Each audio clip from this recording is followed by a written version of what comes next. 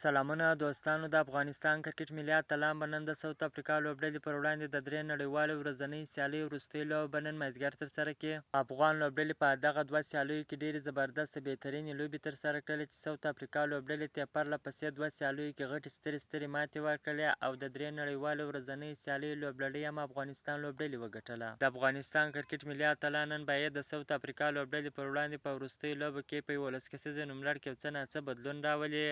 که وګورو د افغانستان کرکټ ملي لوبډلې په دوه پرله پسې سیالیو کې ساوث افریقا لوبډلې ته ماته ورکړې ده او سیریز هم د افغانستان لوبډلې په ګټه روان دی.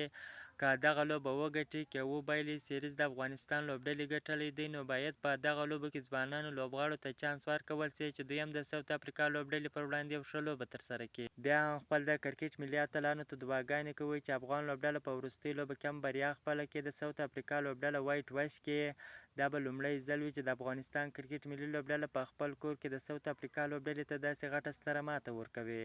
که تاسو هم غواړئ د کرکټ په اړه باندې تازه او مهمو معلومات څخه ځان خبر کړئ، زموږ پیج فالو چینل سبسکرایب کړئ. که دغه ویډیو په ټیک ټاک ګورئ، د ټیک ټاک آیډي هم درسره فالو کړئ. تر بلې ویډیو پورې د الله په امان.